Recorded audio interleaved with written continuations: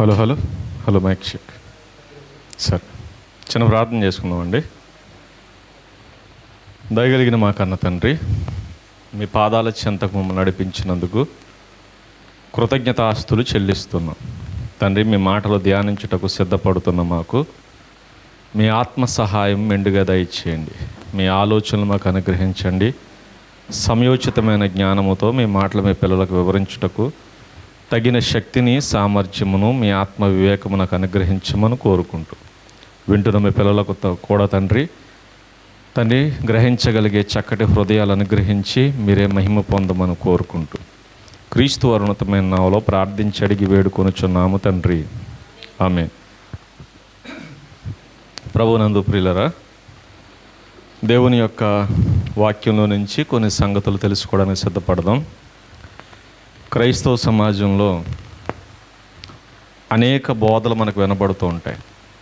దాంట్లో సత్యము ఉంటుంది, అసత్యం ఉంటుంది. సత్యం ఒకటే ఉంటుంది, అసత్యాలు మాత్రం చాలా ఉంటాయి. ఎందుకంటే 4-5 ఎంత అంటే 20 అన్నది నిజం, ఇది ఒకటే. కానీ అసత్యం అయితే అసత్యం ఒకడు 10 అంటాడు, ఒకడు 5 అంటాడు, ఒకడు 100 అంటాడు, ఒకడు 1000 అంటాడు. ఇలా రకరకాలుగా చెప్తారు. అంటే అబద్ధాలు ఎన్నో ఉంటాయి, కానీ నిజం మాత్రం ఒకటే ఉంటుంది. కాబట్టి ఆ నిజాన్ని మనం అన్వేషించాలి. అలాగే వాక్య సంబంధమైన బోధ ఏదైతే ఉందో అది ఒకటే ఉంటుంది. దేవుడు చెప్పిన మాట సత్యం, అది మారదు. సత్యం ఎలాగైతే ఒకటే ఉంటుందో దేవుని మాట కూడా ఒకటే. ఆ ఒక్కటైన సత్యాన్ని మనం పట్టుకోవడానికి ట్రై చేయాలి. ఇలా రకరకాల బోధలు మనకు వినబడుతూ ఉంటాయి. దాంట్లో ఖచ్చితంగా మనం అవలంబించవలసిన కొన్ని విషయాలు, కొన్ని ఆజ్ఞలు బైబిల్ గ్రంథాలు మనకు కనపడతాయి.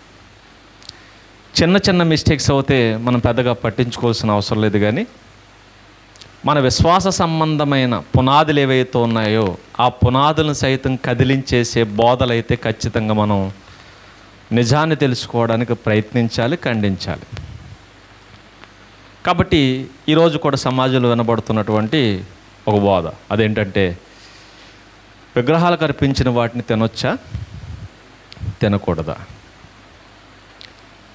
ప్రస్తుతానికి హాట్గా హీట్గా సమాజంలో ఈ టాపిక్ నడుస్తుంది. అసలు దీని గురించి మనం ఏం తెలుసుకోవాలి? ఎందుకంటే మనం పాటించాల్సిన విషయం, చెయ్యొచ్చా చేయకూడదా, దేవుడు ఏం చెప్పాడు, దీని గురించి బైబిల్ గ్రంథంలోకి వెళ్ళి తెలుసుకోవడానికి సిద్ధపడదాం. కొరింథీయులకు రాసినటువంటి మొదటి పత్రిక 8వ అధ్యాయం 1వ వచనంలో రాయబడుతున్న మాట మనం చూస్తే, విగ్రహములకు బలిగా అర్పించిన వాటి విషయము అన్నట్టు చూడండి. కొరింథీ సంఘానికి ఒక మాటను హెచ్చరిస్తూ చెబుతున్న మాట. లేదంటే ఈ విషయం మీద ఆయన రాయడం మొదలుపెట్టాడు. ఎందుకు ఈ విషయాన్ని ఇక్కడ తీసుకుని వచ్చాడంటే, కొరింథీ సంఘం ఆయన ఈ ప్రశ్న వేసింది. మీరు గమనిస్తే ఈ పత్రిక పౌలు గారు ఎందుకు రాస్తున్నాడు అంటే, కొరింథీ సంఘం పౌలు గారికి ఒక ఉత్తరం రాసింది. దానికి ముందు పౌలు గారు ఒక ఉత్తరం రాశారు. అది చదివిన వేళ్ళు పౌలు గారికి ఇంకో ఉత్తరం రాశారు. ఆ ఉత్తరం రాస్తూ అడిగినటువంటి ప్రశ్నలు ఇవి. ఆయన రాశాడని మనకు ఎలా తెలుస్తుందంటే, 5వ అధ్యాయం, అదే మొదటి కొరింథీ పత్రిక 5వ అధ్యాయం 9వ వచనం. 5వ అధ్యాయం 9వ వచనం. జారులతో సాంగత్యము చెయ్యవద్దని నా పత్రికలో మీకు రాసి ఉంటిని అన్నాడు. చూడండి, అంటే ఆల్రెడీ ఒకసారి ఈయన రాశాడు. అంటే ఈ మొదటి పత్రిక ఏదైతే ఉందో మనకే మొదటి పత్రిక, కానీ కొరింథీ సంఘానికి ఇది మొదటి పత్రిక కాదు. కొరింథీ సంఘానికి ఆల్రెడీ ఆయన రాశాడు. ఆ రాసిన దాన్ని గురించి మరలా ప్రస్తావిస్తూ, ఇదిగో నేను ఆల్రెడీ ఒక విషయం మీకు రాశాను, ఆ రాసిన దాని గురించి మరలా చెప్తుంటాడు. ఇక తర్వాత వీళ్ళు రాశారని మనకి ఎక్కడ తెలుస్తుంది? అదే కొరింథీ పత్రిక 7వ అధ్యాయం 1వ వచనం. కొరింథీయులకు రాసిన మొదటి పత్రిక 7వ అధ్యాయం 1వ వచనం. మీరు రాసిన వాటి విషయము అన్నాడు. చూడండి, అంటే మీరు రాశారు, నాకు మీరు రాశారు. ఆ రాసిన వాటి విషయం నేను మాట్లాడుతున్నాను. అన్నాడు. చూడండి, అంటే నేను ముందు మీకు రాశాను అన్నాడు. దాని తర్వాత అది చదివిన వీళ్ళు ఆయనకు రాశారట. ఆయనకు రాస్తూ కొన్ని ప్రశ్నలు అడిగారు. దాంట్లో చాలా విషయాలు ఉంటాయి.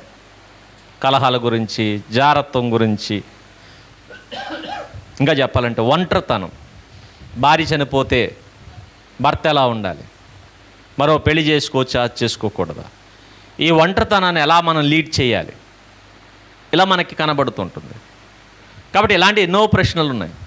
ఈ ప్రశ్నలతో పాటు ఇంకో ప్రశ్న కూడా వారు అడిగారు. ఏంటి ఆ ప్రశ్న అంటే విగ్రహాలకు అర్పించిన వాటి విషయం. ఎందుకంటే వారు రాసిన వాటికి సమాధానం చెప్పుకుంటూ వస్తున్నాడు. 7వ అధ్యాయంలో ఇక్కడ ఒంటరితనం గురించి మాట్లాడాడు ఆయన. 8వ అధ్యాయానికి వచ్చేసరికి ఏం మాట్లాడుతున్నాడంటే విగ్రహాలకు అర్పించిన వాటి విషయము అన్నట్టు. చూడండి, ఎందుకు ఈ విషయం గురించి ఈయన మాట్లాడాల్సి వచ్చిందంటే కొరింథీ సంఘంలో ఒక బోధ వినబడుతుందట. ఏంటి ఆ బోధను? కొంతమంది జ్ఞానులు లేచారు. కొంతమంది జ్ఞానులు లేచి వాళ్ళు చెబుతున్నటువంటి బోధ ఏదైతే ఉందో ఆ బోధ ఏంటంటే విగ్రహాలకు అర్పించిన వాటిని తినొచ్చు అని చెప్పడం ప్రారంభించారు. ఈ జ్ఞానాన్ని ప్రబోధిస్తున్న జ్ఞాన బోధకులు ఎవరైతే ఉన్నారో వాళ్ళ గురించి మాట్లాడుతున్న మాట ఆయన మాట్లాడితే ఏమంటున్నాడు చూడండి. 8వ అధ్యాయం 1వ వచనం నుంచి మనమందరము జ్ఞానము గలవారమని ఎరుగుదుము అన్నాడు. చూడండి, నిజమే, మనందరికీ జ్ఞానం తెలుసు. మనందరము జ్ఞానము కలిగిన వారమని ఎరుగుదు, మనకు తెలివితేటలు ఉన్నాయి అని మాట్లాడుతూ అంటున్నాడు. కానీ జ్ఞానము గలవారమని ఎరుగుదుమని చెప్పి జ్ఞానం ఏం చేస్తుందో చెప్తున్నాను చూడండి. జ్ఞానమట ఉప్పొంగ చేస్తుందట. జ్ఞానానుకున్న లక్షణం ఏంటంటే ఉప్పొంగ చేస్తుంది. పొంగడం అంటే తెలుసు కదా మనకు. పొంగంటే గ్లాసుడు పాలు బిందులు వేసాం అనుకోండి, దాన్ని మరగబెడితే పొంగి బిందు అంత వస్తుంది. ఇది ఇందుకే ఆ పొంగు చూసి అమ్మయ్య బిందు నిండగా పాలు ఉన్నాయి అనుకున్నాం అనుకోండి. బిందు నిండగా పాలు ఉన్నాయి కాబట్టి ఈ బిందులో పాలు సుమారు ఒక 10 మందికి మనం పంచేయచ్చు అని చెప్పి మీరు గిన్నెలు తీసుకురండి అని చెప్పి ఆ గిన్నెలు తెచ్చిన తర్వాత వంచడం మొదలు పెడితే ఎన్ని వస్తాయి? ఆ గ్లాసుడు కూడా రావు. ఎందుకంటే ఆల్రెడీ పొంగి ఆ గ్లాసుడు అర గ్లాసుడు అయిపోయింది. కాబట్టి పొంగుకున్న లక్షణం ఏంటో తెలుసా? ఉన్నది తక్కువైతే చూపించేది ఎక్కువ. అందుకే మీరు గమనించండి, జ్ఞాని అనుకున్న వాళ్ళ లక్షణం ఏంటో తెలుసా? నేను జ్ఞాని అన్నాడంటే ఆడుకున్న జ్ఞానం చెంచాడైతే ఆడు ఎక్స్ట్రాలు ఆకాశం అంత ఉంటాయి.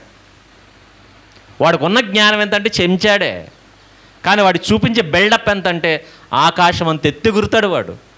ఎందుకురా ఇంత ఎత్తుగురుతున్నాడు? ఉప్పొంగిపోవడం, గెంతుతూ ఉంటాడు. ఎయిర్ బబుల్స్ ఎలాగైతే ఆ పొంగులో ఉంటాయో, పొంగి ఎందుకంటే పట్టుకుంటే ఏముండదు, ఆ బుడగలు టప్ పేలిపోతాయి. అలాగే ఈ జ్ఞానన్న వాడిని మనం పట్టుకుంటే, వాళ్ళు చేసిన బోధలు మనం పట్టుకుంటే ఎయిర్ బబుల్స్ ఎలాగైతే పగిలిపోతాయి అలా పగిలిపోతాయి. కాబట్టి వాళ్ళకి చెప్తున్న మాట ఏంటంటే ఈ జ్ఞానం అనేది పొంగు లాంటిది అన్నాడు. చూడండి, అది ఉప్పొంగ చేస్తుంది అన్నాడు. కాబట్టి ఏమంటున్నాడు ఈయన అంటే జ్ఞానం ఉన్న లక్షణం ఏంటంటే పొంగ చేస్తుంది, నీలో అతిశయాన్ని రేపేస్తుంది, అహంకారాన్ని రేపేస్తుంది, నిన్ను ఎగిరేటట్టు చేస్తుంది, నిన్ను కాముగా ఉండనివ్వదని మాట్లాడుతూ అంటున్నాడు. ఇదిగో జ్ఞానం కాదట, మరేం కావాలి? ప్రేమకున్న లక్షణం ఏంటో తెలుసా? క్షేమాభివృద్ధి. అభివృద్ధి అంటే పెరగడం, పొంగంటే ఇది పెరగడమే. కానీ ఇక్కడ పెరగడానికి అక్కడ పెరగడానికి తేడా ఉంది. ఇక్కడ ఏం పెరిగింది? ఇది గాలితో పెరిగింది. గ్లాసుడు పాలే గాలితో ఏమైంది? ఆ ఎయిర్ బబుల్స్తో బిందుడు అయింది. కానీ పక్కన ఇంకో బిందుడు పాలు ఉన్నాయి. ఇవి ఎలా పెరిగినాయి అంటే ఇవి కేవలం పాలతో మాత్రమే పెరిగినాయి. అది గడి చెప్తున్న మాట ఏంటంటే ప్రేమ ఎలాంటిదంటే క్షేమాభివృద్ధి కలగజేస్తుంది. మరి జ్ఞానం ఎలాంటిది? పొంగు లాంటిది. ఇంకా చెప్పాలంటే బిందులో ఎన్ని గ్లాసులు పాలు పడతాయి? చాలా గ్లాసులు పడతాయి. కానీ పొంగలంటే తెలుసా? ఈ గ్లాసుడే ఇంకో గ్లాసుడికి చోటు ఒకటి రెచ్చిపోతుంటాయి. కాబట్టి ఈ జ్ఞాన అనుకున్న లక్షణం ఇది అని చెప్పాడు. చూడండి, ఈ జ్ఞానం ఆ గ్లాసుడు ఇంకా చెప్పాలంటే ఓ 10 గ్లాసులు పాలు దాంట్లో పడతాయనుకుంటే ఈ ఒక్క గ్లాసే లేదు, ఇంకా ఖాళీ లేదని బయటకు వచ్చేస్తుంది ఇది. కానీ మిగిలింది ప్రేమ కలిగిన బిందె ఎలా ఉంటుందో తెలుసా? ఇంకో గ్లాసు వేయటి, ఇంకొక దానికి చోటేస్తుంది. ఇది ప్రేమకున్న లక్షణం. అదే విషయం చెప్తున్నాడు చూడండి, ప్రేమ క్షేమాభివృద్ధిని కలగజేస్తుంది, జ్ఞానం ఉప్పొంగజేస్తుంది అన్నాడు. ఇప్పుడు మాట్లాడుతున్నాడు, ఎవడైనా జ్ఞానం అంటే ఆ జ్ఞాని అనేవాడికి వాత పెడుతున్నాడు. ఆయన బాగా కాల్చేసి ఎర్రగా కాల్చి వాత పెడుతున్న మాట ఏంటి తెలుసా? ఎవడికైనా నాకంతా తెలుసు అంటే అన్నాడు. చూడండి ఏమంటున్నాడు, ఒకడు తనకేమైనను తెలియననుకొని ఉంటే తాను తెలుసుకొనవలసినట్టు వాడికి ఇంకేమీ తెలియదు అన్నాడు. చూడండి, వాడు ఇంకా తెలుసుకున్నవాడు కాడు అన్నాడు. నాకు తెలుసు అన్నాడంటే అర్థం ఏంటి తెలుసా? మనం వెంటనే అనుకోవాలి, వీడికి ఏమీ తెలియదు. నాకంతా తెలుసు అన్నాడు అనుకోండి, నాకు అందరికంటే ఎక్కువ తెలుసు అన్నాడు అనుకోండి, వాడికి ఏమీ తెలియదు. అందుకే అంటున్నాడు, ఎవడికైనా తెలుసు అనుకుంటే, అందుకే మన మనస్సుల్లో ఒకటి ఉండాలి. మీకు తెలిసి అనుకుంటే నేర్చుకోరు. మీరు ఎప్పుడు గమనించండి, నాకు తెలుసు అనుకున్నాను అనుకోండి, ఇక నేర్చుకోను నేను. ఎవడు నేర్చుకుంటాడు? తెలీదు, తెలుసుకోవాలనుకున్నవాడు నేర్చుకుంటాడు. తెలుసు అనుకున్నవాడు ఇంక ఎంతో చాలనుకుంటాడు. నాకు తెలిసిపోయింది, నాకు తెలిసిపోయింది. తెలిసిపోవడం కాదు, ఎవడైతే తెలుసు అనుకుంటాడో వాడు ఇంకా నేర్చుకోడు. అందుకే క్రైస్తవుడికి ఉండవలసిన లక్షణం ఏంటో తెలుసా? చచ్చేదాకా నేర్చుకోవాలి. చచ్చేదాకా. మనం రేపు చేస్తున్నాం అనగా ఈరోజు కూడా నేర్చుకోవాలి. లేదు ఇంకో గంటలో చేస్తున్నాం అన్న ఇప్పుడు కూడా బైబిల్ ముందు కూర్చొని నేర్చుకోవాలి. ప్రతిదీ నేర్చుకోవాలి. తెలుసు అనుకోవడానికి ఏమీ లేదు అన్నాడు. చూడండి, మీకేమైనా తెలుసు అనుకుంటే మీకేమీ తెలియదు, మీకేమీ తెలియదు అన్నట్టు. చూడండి, అందుకే ప్రతి వాడు యొక్క తృష్ణ ఎలా ఉండాలంటే, నాకు ఇది తెలిసింది, ఇంకేమైనా తెలుసుకోవాలా. ఇది జ్ఞానం, ప్రేమ కలిగిన జ్ఞానం. అందుకే ఈ ప్రేమ లేని జ్ఞానం ఏదైతే ఉందో అది అర్ధజ్ఞానం అనాలి. అర్ధజ్ఞానం, అది అజ్ఞానానికి కాదు జ్ఞానానికి కాదు, మధ్యలో ఉంటుంది. అర్ధజ్ఞానానికి ఉన్న లక్షణం ఏంటో తెలుసా? అజ్ఞానం అంటే ఏమీ తెలియదు, పూర్తి ప్రేమ కలిగిన జ్ఞానం అంటే పూర్తిగా తెలిసింది. మరి అర్ధజ్ఞానం సగమే తెలిసేలకి. ఈ సగం తెలిసిన వాడు నాకు అంతా తెలుసు అనుకుంటే ఇంకేం నేర్చుకుంటాడు వీడు? అది పూర్తిగా తెలుసుకునేంత వరకు ఎవడో కూడా సరిగా మాట్లాడకూడదు అన్నట్టు. చూడండి, అలా మాట్లాడుతూ చెబుతున్నాడు ఏంటంటే, ఒకటి దేవుని ప్రేమిస్తాను. చూడండి, ఇక కిందకు వచ్చేస్తే ఇలా ప్రేమించిన వాళ్ళని చెప్పి మాట్లాడుతూ వాళ్ళు చెబుతున్న బోధన అక్కడ చెప్తుంటాడు. ఆయన చెబుతున్న బోధ ఈ 4వ వచనానికి ఒకసారి చెప్తున్నాడు. చూడండి, 4వ వచనం, కాబట్టి విగ్రహములకు బలిగా అర్పించిన వాటిని తినుట విషయం మరలా ఎత్తుకున్నాడు. అక్కడ ఇది ఎవరో చెప్తున్నారంటే జ్ఞానులు. వాళ్ళు చెప్పింది ఇక్కడ మరలా చెప్తున్నాడు. చెబుతా అంటున్నాడు, లోకమందు విగ్రహాలు ఏవైతే ఉన్నాయో అవి ఒట్టివి అన్నాడు. చూడండి, ఇది జ్ఞానం, దాంట్లో ఏమీ లేదు, ఇది జ్ఞానం. ఈ విషయం చెప్తున్నాడు. ఇక కిందకు వచ్చేసరికి చెప్తుంటా, ఒక్కడే దేవుడు, దేవుడు లేడు అన్నాడు. చూడండి, దేవతలు అనబడిన వారు, ప్రభువులు అనబడిన వారు అనేకులు ఉన్నారు. ఆకాశమందైనను భూమి మీద అయినను దేవతలు అనబడిన ఉన్నను మనకు ఒక్కడే దేవుడున్నాడు, ఆయన తండ్రి అన్నాడు. చూడండి, ఆయన మన తండ్రి ఒకడే, మిగిలినవన్నీ లేవు, ఏమీ లేవు. అనబడిన వాళ్ళు ఉన్నారు, అనబడడం వేరు, ఉండడం వేరు. ఎందుకంటే మనం చాలా వాటికి ఏవేవో అనొచ్చు, మనం అనేసుకోవచ్చు, అనుకున్నవన్నీ నిజాలు కాదు, కానీ నిజం ఎప్పుడు ఒకటే ఉంటుంది, నిజం ఒక్కటే ఉంటుంది. అదే చెప్తున్నాడు. చూడండి, ఇలా బోల్డ్ అంత మంది ఉన్నారు కానీ ఒక్కడే దేవుడు, ఆయన మనకి తండ్రి అన్నాడు. ఆయన నుండి సమస్తము కలిగాను, ఆయన నిమిత్తము మనమున్నాము, మరియు మనకు ప్రభువు ఒక్కడే, ఆయన యేసుక్రీస్తు. ఆయన ద్వారా సమస్తము కలిగాను, మనము సమస్తము కలిగాను, ఆయన నిమిత్తము మనమున్నాము, మనం ఆయన ద్వారా కలిగిన వారము. అయితే అందరి యందు ఈ జ్ఞానము లేదన్నాడు. ఇప్పుడు మాట చెప్తున్నాడు, ఎందుకంటే ఆ ఒక్కడు ఎవరంటే యేసుక్రీస్తు అని మాట్లాడుతూ ఆ ఒక్కడి ద్వారాను సమస్తం కలిగింది అన్నాడు. సమస్తం కలిగింది. ఈ సమస్త సృష్టి ఎవరి వల్ల కలిగింది? యేసుక్రీస్తు ద్వారా. అంటే ప్రతి చెట్టును ఆయన కలగజేశాడు, ప్రతి పదార్థాన్ని ఆయన కలగజేశాడు, ప్రతి జంతువును కూడా ఆయన కలగజేశాడు. ఈ సమస్త సృష్టి అణువు కూడా ఆయన కలగజేసిందే అని మాట్లాడుతున్నాడు. ఆయన కలగజేసిందని మాట్లాడుతూ, అయితే అందరికీనట ఈ జ్ఞానం లేదు అన్నాడు. చూడండి, అంటే అందరూ అలా అనుకుంటున్నారా? ఇదంతా యేసుక్రీస్తే కలిగించాడని అందరూ అనుకుంటున్నారా? లేదు, అందరికీ జ్ఞానం లేదట. అందరికీ జ్ఞానం లేదు. మరి ఎంతమందికి ఉంది? కొందరికి ఉంది, అందరికీ లేదు. అందరికీ లేదు అని మాట్లాడతాను చూడు. కొందరిది వరకు విగ్రహమును ఆరాధించిన వారు గనుక తాము భుజించు పదార్థములు విగ్రహమునకు బలి ఇయ్యబడినవని ఎంచి భుజింతురు అన్నాడు. చూడండి, ఎంచి భుజింతురు అన్నాడు. కొంతమంది ఎలా తింటారట, జ్ఞానం కలిగిన వాడేమో విగ్రహం ఒట్టుదనుకుంటాడట, జ్ఞానం లేనివాడేమో అలా అనుకోడట. ఇంకా చెప్పాలంటే జ్ఞానం కలిగిన మనమేమనుకుంటామంటే అంతా దేవుడి చేశాడు, అంతా దేవుడి చేశాడు, ఇది అంతా దేవుందే అనుకుంటాం. కానీ జ్ఞానము లేనివాడు అలా అనుకోడు. మరి ఏమనుకుంటాడంటే వాడికి సరిగా తెలీదు.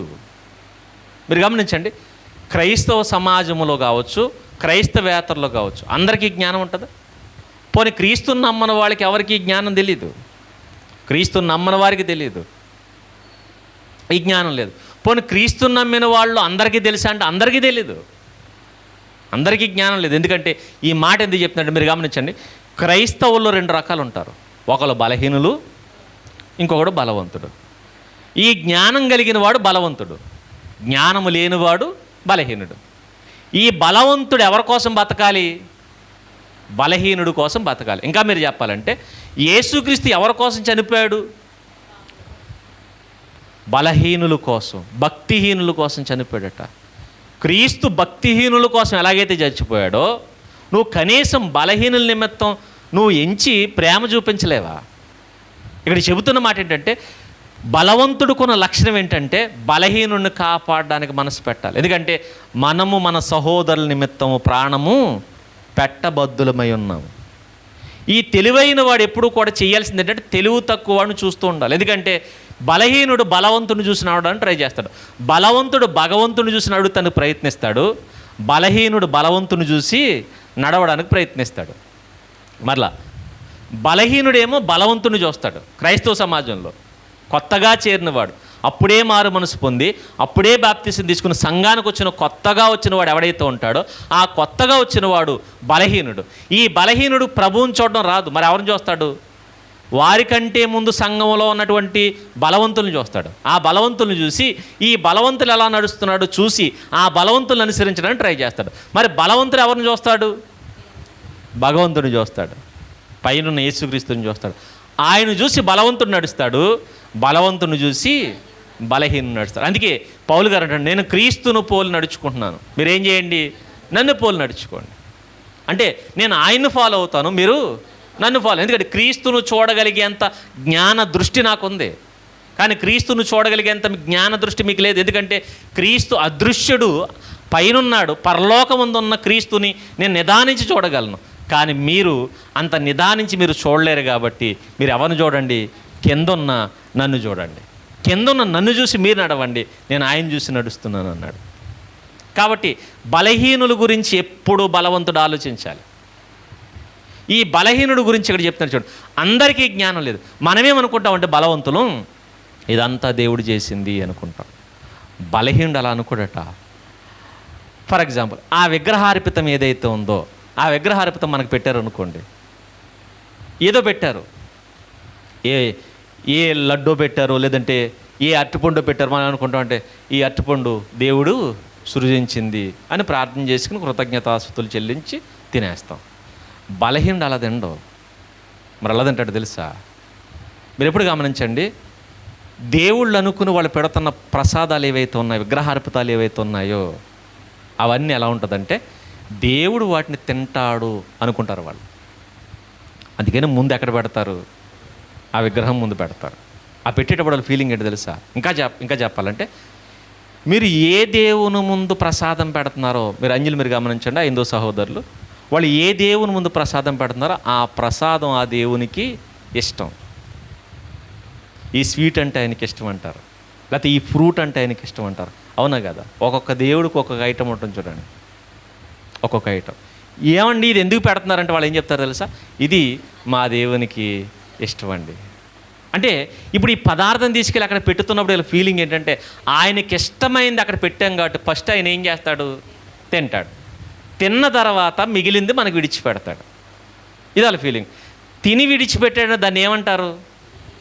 ఎంగిలి. దీని ఏమంటారు తెలుసా? భక్తి. ఫర్ ఎగ్జాంపుల్, పూర్వకాలం చూసారా, ఈరోజంటే డైనింగ్ టేబుల్ వేసుకుని భార్య అవతల పక్కన భర్త అవతల పక్కన కూర్చుని తినేస్తున్నారు. ఒకప్పుడు ఇది లేదు. మరేం చేసేవారు?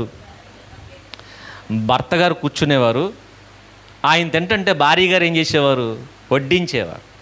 ఒకవేళ ఆయనకి చెమట పడుతుంది అనుకోండి, చెంగుతో తుడుస్తూ, ఆయనకి పరమారింది అనుకోండి, గ్లాస్తో నీళ్లు పట్టిస్తూ, నెత్తి మీద జాగ్రత్తగా కొడుతూ, ఇంకా ఒకసారిగా ఆ మంగళసూత్రాలు ఏవైతే ఉంటాయో వాటిని కళ్ళకి అద్దుకుని ఆయన తినేంత వరకు వెయిట్ చేసి, తిన్న తర్వాత ఆయన లేచి వెళ్ళిపోవాలి. ప్లేట్ అలాగే ఉంచాలి, ప్లేట్ కడిగేయకూడదు.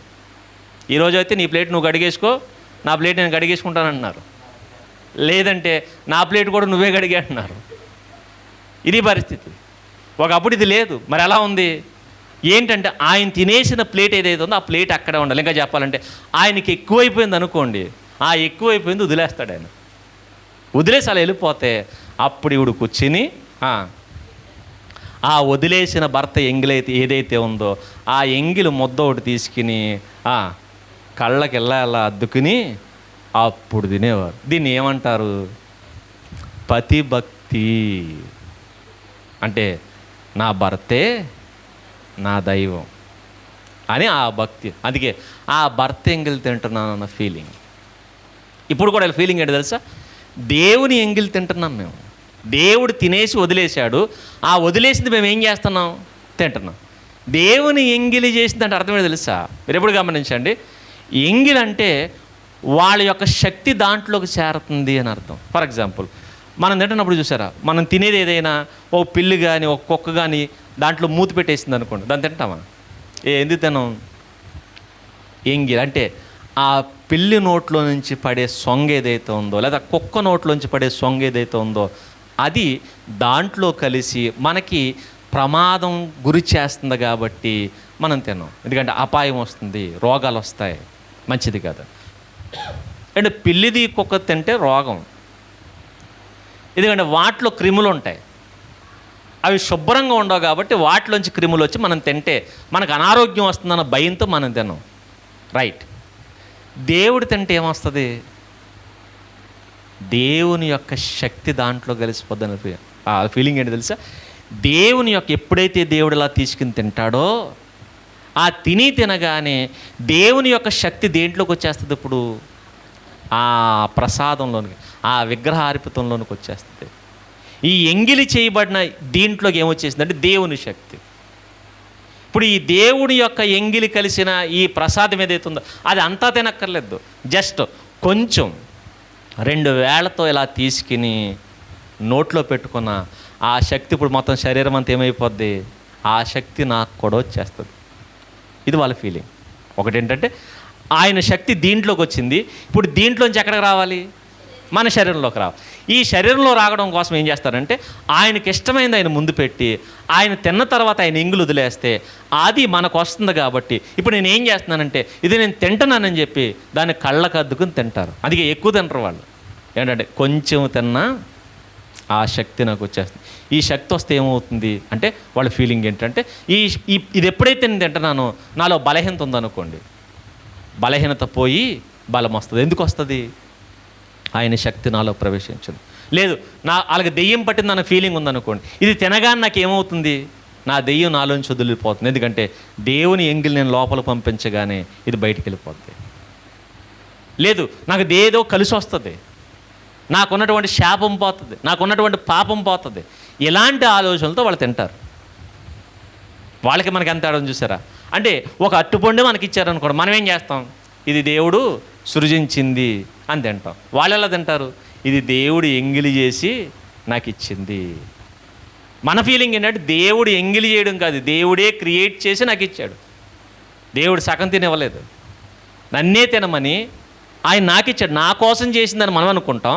వాళ్ళు ఏమనుకుంటారంటే దేవుడు నేను పెట్టిన దాన్ని ఎంగిలి చేసి నాకు ఇచ్చాడు, ఆ శక్తి నాకు వస్తుంది అని తింటారు. ఇది వాళ్ళకి మనకున్నటువంటి వ్యత్యాసం.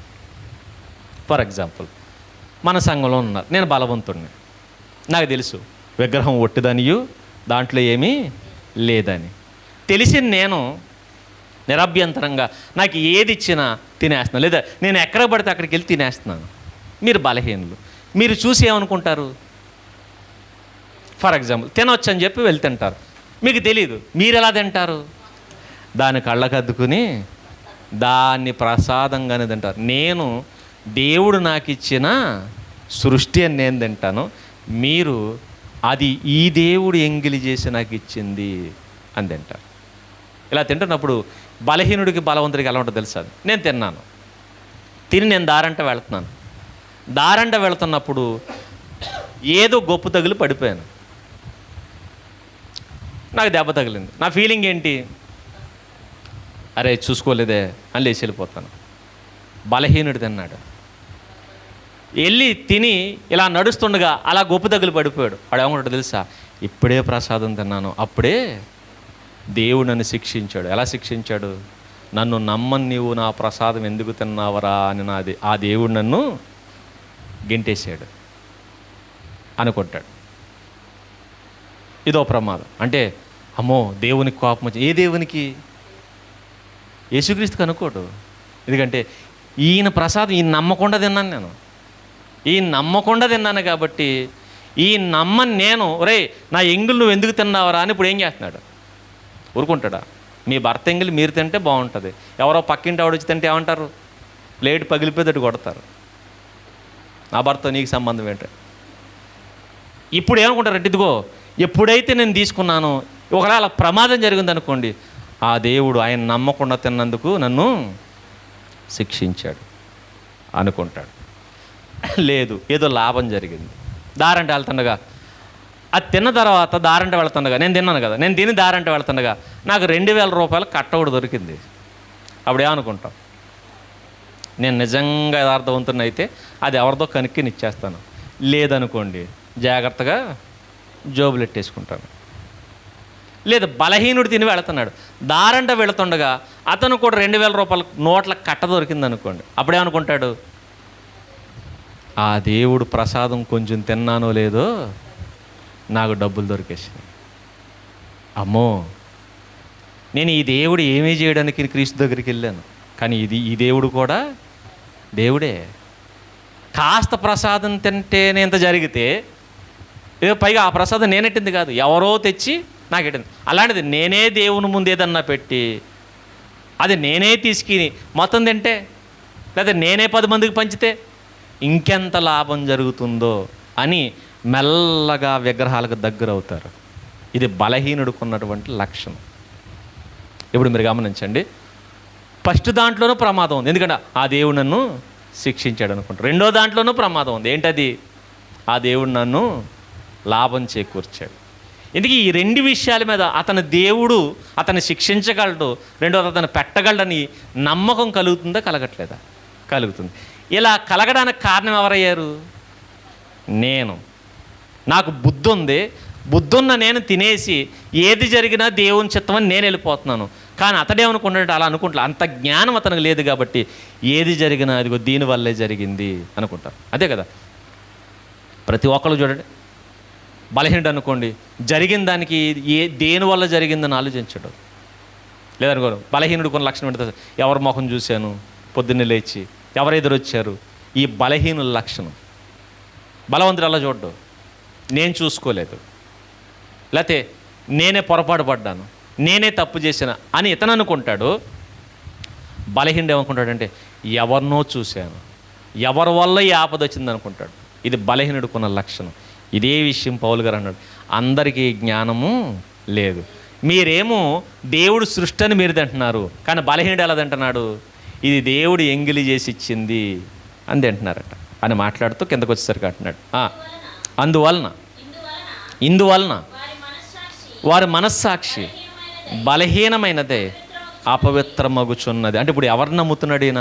క్రీస్తుని నమ్మాల్సిన ఈయన దీన్ని కూడా నమ్ముతున్నాడు. అంటే క్రీస్తు మేలు చేస్తాడు, వీళ్ళు కూడా మేలు చేస్తారు. తప్పు చేస్తే క్రీస్తు శిక్షిస్తాడు, వీళ్ళు కూడా శిక్షిస్తారు.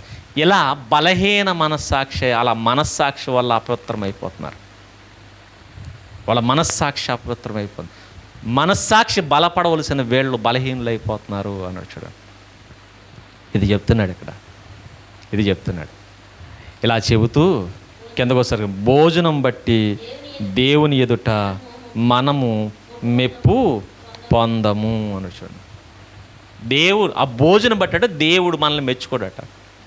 అంటే అర్థం ఏంటంటే, నేను మహాజ్ఞాన్ని కదా, తిన్నా ఏం కదని తినేశాను.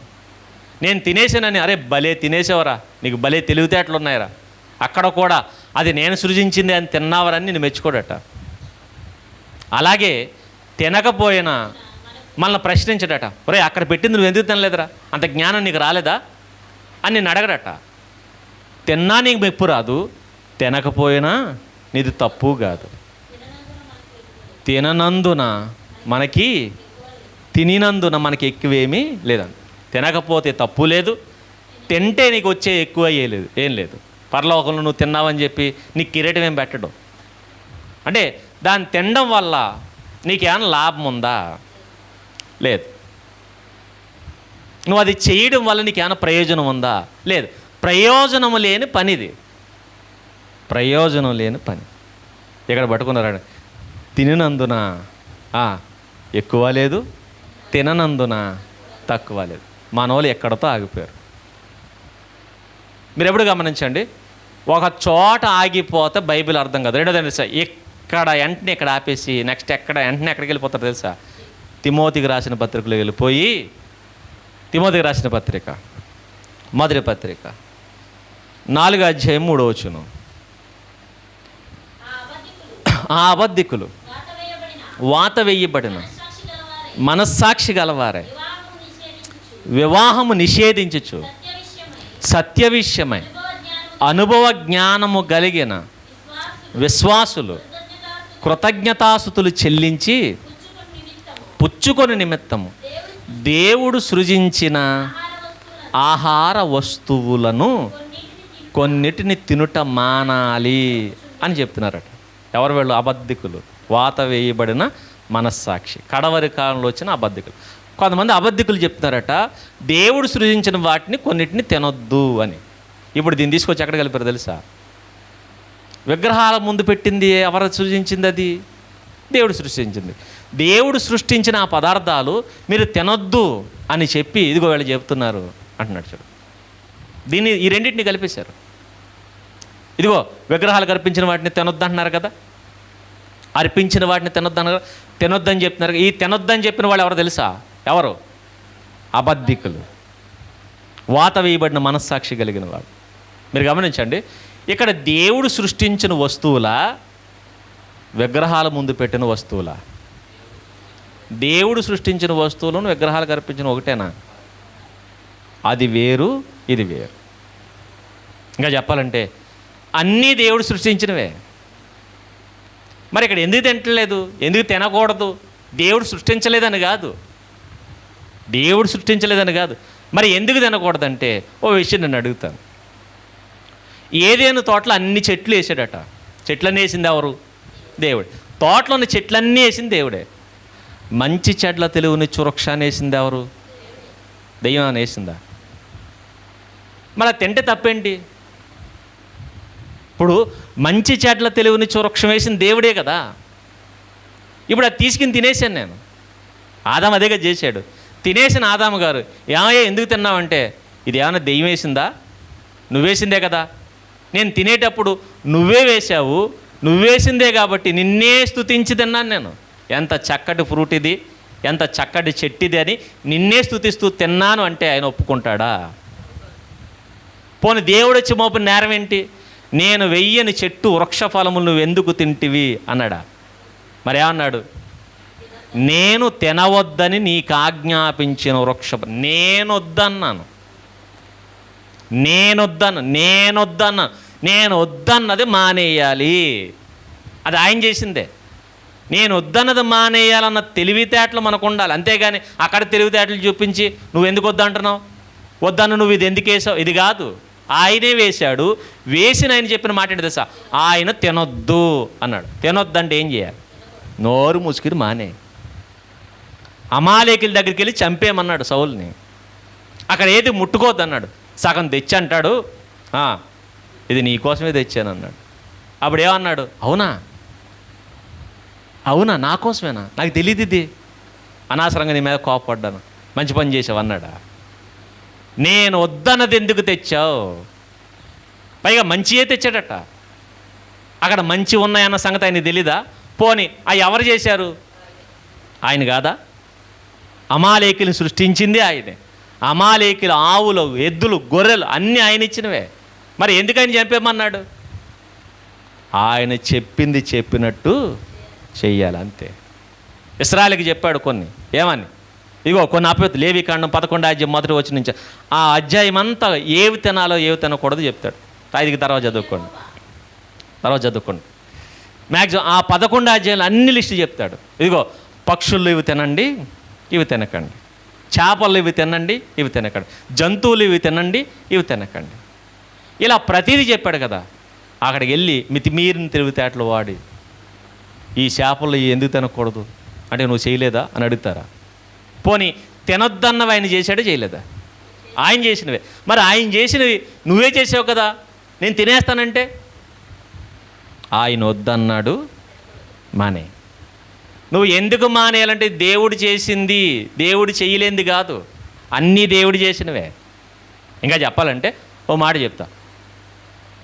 విగ్రహం చేశారు కదా, దేంతో చేస్తారు? రాయితో చేశారు. ఆ రాయిని విగ్రహంగా మలిచింది మనిషి. ఆ రాయిని విగ్రహంగా ఎవరు చేశారంటే మనిషి. రాయిని ఎవరు చేశారు? ఇప్పుడు నువ్వు మన విగ్రహం దగ్గరికి వెళ్ళి దండం పెట్టుకుని వచ్చేసాం. దేవుడు అడుగుతున్నాడు, రే అక్కడికి వెళ్ళేందుకు దండం పెట్టావరా అని మనం అంటున్నాం.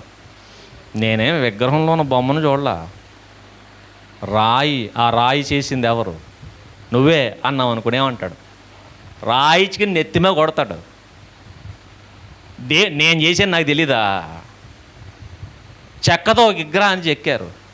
ఆడికి వెళ్ళి నువ్వు మొక్కేసి నేనేమి దాన్ని చూడలేదు, ఆ చెక్క చేసింది నువ్వే కదా, ఆ చెట్టుని చూశాను, చెట్టుని చేసి నిన్ను చూశానంటే నువ్వు దాని కదా చూడాల్సింది. మరి ఎవరిని చూడాలి? నన్ను చూడు.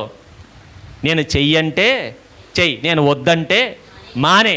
అంతేగాని ఎదవ తెలివితేటలు చూపించుకో, నీ నక్క తెలివితేటలు నా దగ్గర చూపించుకో. ఇలాంటి తెలివితేటలు చెప్పకు. ఎందుకంటే నేను వద్దంటే మానేయి. నువ్వెందుకు మానేయాలి అని అడిగితే మన దగ్గర ఒకటే సమాధానం, ఎందుకు మానేయాలి? ఆయన వద్దన్నాడు కాబట్టి మానేయాలి. ఆదాము తినడం ఎందుకు తప్పు? ఆయన వద్దన్నాడు, మానేయాలి. ఆయన చేయలేదని కాదు, ఆయన చేసిందే. ఆయన వద్దన్నాడు, మానేయాలి. ఇశ్రాయేలు ఎందుకు మానేయాలి? ఆయన వద్దన్నాడు, మానేయాలి. మరి క్రైస్తవులుగా మనకి కొత్త నిబంధనకు వచ్చేసరికి ఈ దేవుడు సృజించిన వస్తువుల్లో కొన్నిటిని తినకూడదని ఇశ్రాయేలుకి ఆజ్ఞాపించాడు. కానీ కొత్త నిబంధనకు వచ్చిన తర్వాత మారుస్తున్నాడు. అపోస్తుల కార్యాలు 10వ అధ్యాయంలో, అపోస్తుల కార్యాలు 10వ అధ్యాయం 14వ వచనం. అపోస్తుల కార్యాలు 10వ అధ్యాయం 14వ వచనం.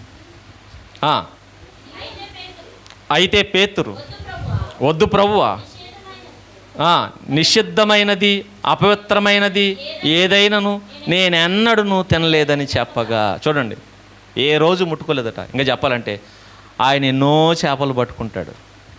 కానీ ఆయన పట్టుకున్న చేపల్లో దేవుడు తినవద్దన్న చేపలు కూడా పడితే ఆ పడ్డ చేపలను పడేశాడు తప్ప తినలేదు, మానేశాడు. నేను ఏది నిషిద్ధమైనది అపవిత్రమైనది ఎప్పుడు తినలేదు అన్నాడు. అప్పుడు దేవుడు అంటున్నాడు, వీటన్నిటిని నేను ఇప్పుడు పవిత్రపరిచాను, తిను అన్నాడు. అంటే ఇప్పుడు చూడండి, ఇవన్నీ నేనే చేసిన కొత్త నిబంధనకు వచ్చేసరికి మారుస్తున్నాడు. ఏంటి? ఇశ్రాయేలుకి చెప్పాడు తినొద్దని, అపవిత్రమైనవి పవిత్రమైనవి. ఈ రెండింటిని మారుస్తున్నాడు. కొత్త నిబంధనకు వచ్చేసరికి మన దగ్గరకు తిండి దగ్గర ఆప్షన్ ఇచ్చాడు. ఏంటంటే అన్నీ తినేయండి.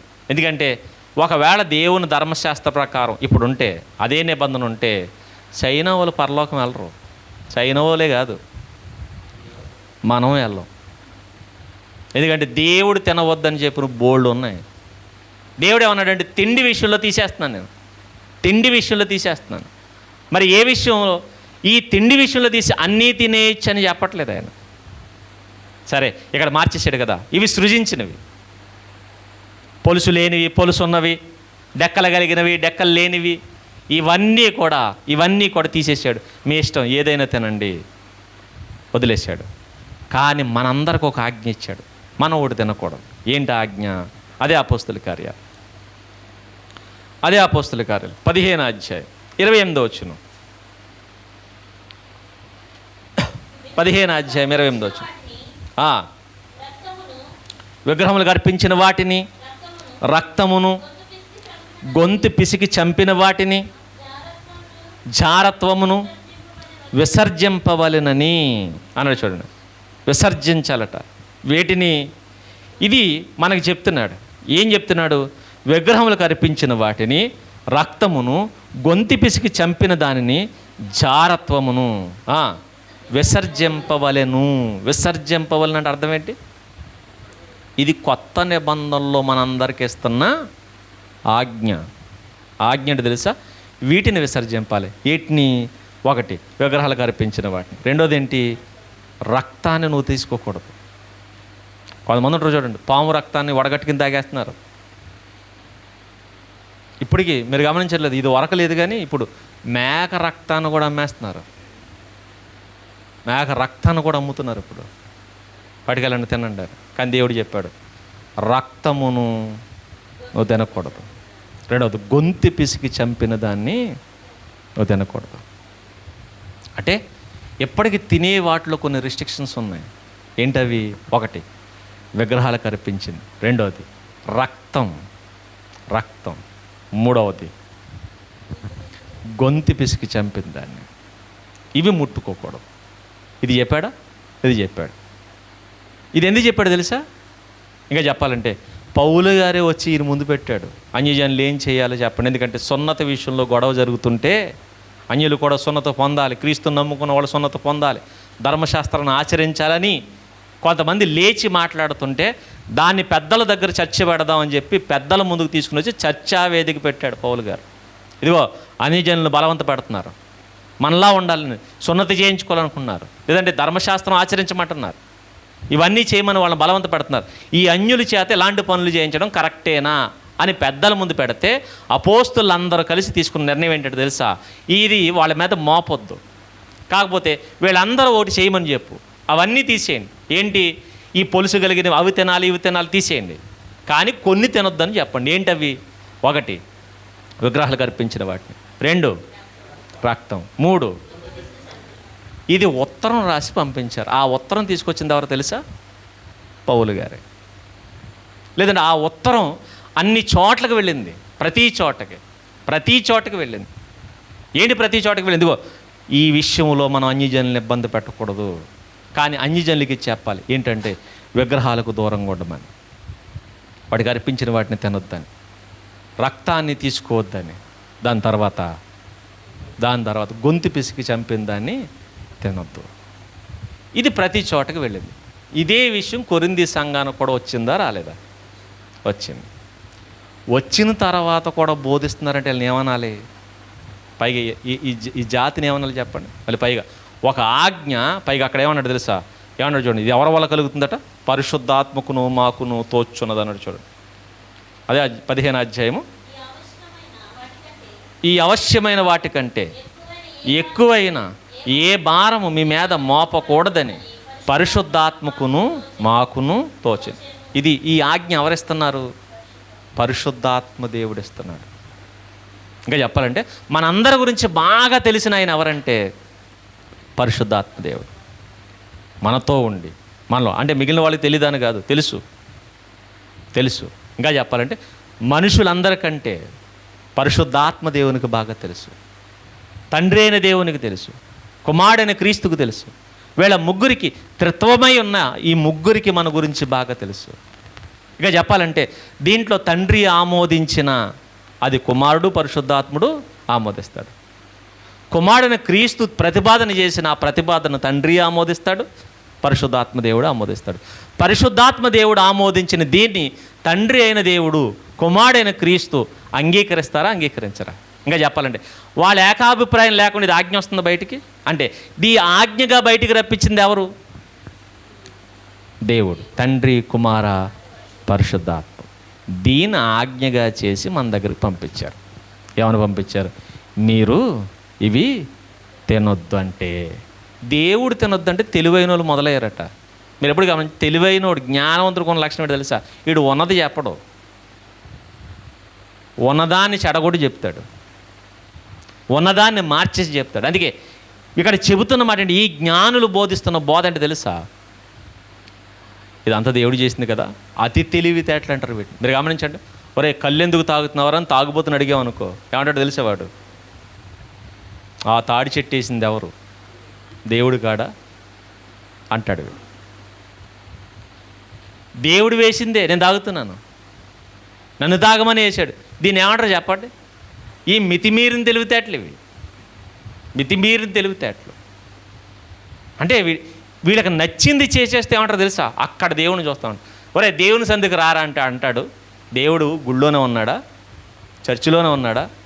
గుళ్ళోనే కదట, నా గుండెల్లో కూడా ఉన్నాడు. మరి ఇటు పవిత్ర హృదయం, ఈ పవిత్ర హృదయం కలిగిన వీడి గుండెల్లో ఎవరుంటారట? దేవుడు ఉంటాడట. నీ గుండెల్లో దేవుడు ఉన్నాడా? ఇలాంటి మాటలు ఎవరు మాట్లాడతారు తెలుసా? తప్పించుకునేవాడు. నువ్వెందుకురా చేస్తున్నావు? ఆజ్ఞను పాటించిన ప్రతి వాడు దారులు ఎత్తుక్కుంటాడు. ఏంటో దారులు అంటే, ఇదిగో ఇది దేవుడు చేసింది. అందుకని ఒక మాట ఉంటుంది, తల్లిదండ్రులను సన్మానించండి రా అంటేనట యూదులు అన్నారట దేవార్పితం అన్నారట. అంటే తల్లిదండ్రులకి ఏది పెట్టాలో అది ఎవరికి ఇస్తాం అంటే, తల్లిదండ్రులను చూడడు, తల్లిని తండ్రిని చూడట. కానీ తల్లికి తండ్రికి ఇవ్వాల్సిందని ఎవరికి ఇచ్చేస్తాడట? దేవుడికి ఇచ్చేస్తాడట. దేవుడు అంటాడు, నాకివ్వడం కాదు, నేను చెప్పేది ఏంటంటే తల్లిని చూడు, తండ్రిని చూడు, తల్లి మాట విను, తండ్రి మాట విను, వాళ్ళు చెప్పినట్టుండు, వాళ్ళని సన్మానించని దేవుడు చెప్తే అంటాడు, నేను తల్లిని సన్మానించను, తండ్రిని సన్మానించను, మరేం చేస్తాను? దేవునికి అర్పిస్తాను. దీన్ని ఏమంటారు చెప్ప? మితిమీరిన తెలివితేటలు ఇవి. తప్పించుకోవడానికి, చెప్పిన ఆజ్ఞను దాటేయడానికి వీళ్ళు చేసే పనులేంటో తెలుసా? దేవుడి మీదకు దోసేయడు. ఇక్కడ తినొద్దంటే అంటాడు, ఇది దేవుడు చేసింది కాదా అన్నాడు. దేవుడు చేసిందే, కానీ దేవుడు చేసింది దేవుడు చెప్పిన మాట ఏంటో తెలుసా? నీవు తినొద్దు అన్నాడు. ఓ తినొద్దంటే మానేయాలి. ఎంత నిష్టగా ఉండాలి అంటే రాయబడుతున్నమాట చూడండి, కొరింథీయులకు రాసిన పత్రిక ఎంత జాగ్రత్తగా చెప్తున్నాడు మనం గమనించగలిగితే. 8వ అధ్యాయం 9వ వచనం నుంచి రాయబడుతున్నమాట. అయినను మీకు కలిగి ఉన్న ఈ స్వాతంత్రం వలన బలహీనులకు అభ్యంతరము కలగకుండా చూచుకోండి అన్నాడు. చూడండి, ఓ మాట చెప్తున్నాడు ఏంటంటే, ఇదిగో మీకు కలిగిన ఈ స్వాతంత్రం, మనకేముంది? స్వేచ్ఛ ఉంది. ఈ స్వేచ్ఛ బలహీనులకు అని చూడండి, బలహీనులకు అభ్యంతరం కలగకూడదు. అప్పటికప్పుడు జాగ్రత్తగా ఉండాలి. అందుకే పైనున్న తెలివి కలిగిన వాడు కిందున్న తెలివి తక్కువ వాడు కోసం ఆలోచించాలి. ఎప్పుడు జాగ్రత్త పడాలి. చిన్నపిల్లలు ఉన్నారు కొన్ని ఇంట్లో, చిన్నపిల్లలు మన ఇంట్లో దోమలు చంపడానికి లేదా బొద్దింగలు చంపడానికి హిట్ ఉంటుంది, అలాగే బాడీ కొట్టుకునే స్ప్రే ఉంటుంది. బాడీ స్ప్రే ఉంటూ కొట్టుకుంటారు, చూస్తారు వాళ్ళు. ఈ రెండు ఆడికి ఏం తేడా తెలియదు, ఇదేం దోమలకు కొట్టేది, ఇదేం మనుషులు కొట్టుకునేదని. వాళ్ళ నాన్న కొట్టుకొని స్ప్రే చూశాడు, వీడు ఏం చూసుకున్నాడు? ఈ బొద్దింకల స్ప్రే దగ్గరికి వెళ్ళి కొట్టేసుకున్నాడు అనుకోండి. కొట్టేసుకుంటాడు. ఎందుకు? వాడికి తెలియదు. అది పిల్లలకు కొన్ని లక్షణం ఏంటో తెలుసా? మనం చేసింది, మనం మంచి చెడులు ఎంచి చేస్తాం, వాళ్ళకేం తెలీదు, వాళ్ళకేం తెలుసు, వాళ్ళకి ఏమీ తెలియకుండా చేసేస్తారు. అందుకే దేవుడు చెప్తున్న మాట ఏంటంటే, బలహీనుల కోసం జాగ్రత్త. అందుకే చూడండి, ఇంట్లో ప్రమాదకరమైన వస్తువులు ఎవరి చేతికి అందనివ్వం? పిల్లల చేతికి. అంతేందుకు? హీటర్ ఉంటుంది నీళ్ళు కాసుకోవడానికి. హీటర్ పెట్టినప్పుడు ఆ హీటర్ దగ్గరికి పిల్లల్ని వెళ్ళనిస్తామా? అంతెందుకు? పోనీ మీరు గమనించండి, మనం పెట్టింది వాటర్లో పెట్టాం, ప్లాస్టిక్ బకెట్, వాటరు, దాంట్లో హీటరు. ఇంకా చెప్పాలండి, కొన్ని హీటర్లు షాకే కొట్టవు, ఒకవేళ నీటిలో చేయి పెట్టేసినా షాక్ కొట్టవు. మరి షాక్ కొట్టవు కదా, షాక్ కొట్టిన హీటర్ మీ ఇంట్లో ఉంది, అయినా పిల్లల్ని వాటి దగ్గరకు వదిలేస్తారా? ఎందుకు వదలం? అది షాక్ కొట్టకపోయినా కాలిపోయే ప్రమాదం ఉంది. ఇన్ని జాగ్రత్తలు మనం తీసుకుంటాం. అలాగే కొత్తగా దేవుని సంఘంలోనికి వచ్చినవాడు, కొత్తగా మారినవాడు పసిపిల్లోడితో సమానం. ఆడిని తెలివైన నువ్వు ఎంత జాగ్రత్త చూసుకోవాలి తెలుసా? వీడెక్కడ నాశనం అయిపోతాడా అని. వీడెక్కడ నాశనం అయిపోతాడు. కొన్నిటిని మానేయాలి. ఫర్ ఎగ్జాంపుల్, ఇంట్లో పిల్లకి జాండీస్ వచ్చింది, కాముర్లు. ఈ జాండీస్ వస్తే నాన్ వెజ్ తినకూడదు. ఎవరు తినకూడదు? చిన్నపిల్లలు తినకూడదు. తల్లి తినకూడదా? తినొచ్చు. తండ్రి తినకూడదా? తినొచ్చు. అన్నయ్య తినకూడదా? తినొచ్చు. ఒకదే తినకూడదు. విచిత్రం ఏంటంటే వీళ్ళ ముగ్గురు తెచ్చుకుని తింటారనుకోండి, ఆ పిల్ల చూస్తూ ఊరుకుంటుందా? ఊరుకోదు. మనం ముగ్గురం తినేసి పిల్ల దగ్గరికి వెళ్ళి నువ్వు తినకూడదు, తింటే నువ్వు చచ్చిపోతావు అని చెప్పామనుకోండి, మనం తినటం చూసిన ఆ పిల్ల ఆగుద్దా? ఆగదు. ఇప్పుడు నిజంగా ఆ పిల్ల మీద ప్రేమ ఉంటే ఏం చేయాలి? ఆ పిల్లకు నయమయ్యేంత వరకు, ఆ చంటి పిల్లకు, ఆ చిన్న బిడ్డకు నయమయ్యేంత వరకు ఇంట్లో ఉన్న వాళ్ళందరూ తినడం మానేయాలి. ఎందుకు మానేశారు? వీళ్ళకి తినకూడదా? వీళ్ళకి ఏమన్నా అవుద్దా? వీళ్ళకి ఏం కాదు, కానీ ఆ బిడ్డ మీద ప్రేమతో వదిలేశారు. అలాగే ఇక్కడ ఆయన చెప్పే మాట ఏంటంటే, నీకు ఆ స్వతంత్రం ఉందేమో, తినే స్వతంత్రం, తినేసేంత జ్ఞానం ఉందేమో. ఒకవేళ నీకున్న ఈ స్వేచ్ఛ ఏదైతే ఉందో, జ్ఞానం వలన కలిగిన ఈ స్వేచ్ఛ ఏదైతే ఉందో, అది మిగిలిన వాళ్ళకి అభ్యంతరము కలగకూడదు.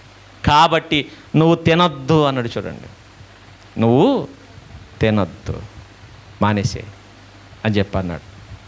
సరే అయితే ప్రసాదమే కదటికి ఎంత జాగ్రత్తలు చెప్తున్నాడు, కిందకు వచ్చేసరికి చెప్తున్నాడు. చూడండి 10వ ఏలయనగా జ్ఞానము కలిగిన నీవు విగ్రహముల యందు భోజన పంక్తిని కూర్చుండగా అన్నాడు. చూడండి, ఇక్కడ మీరు గమనించండి, విగ్రహముల యందు భోజన పంక్తిని కూర్చుండగా. ఇక్కడ ప్రసాదమా భోజనమా?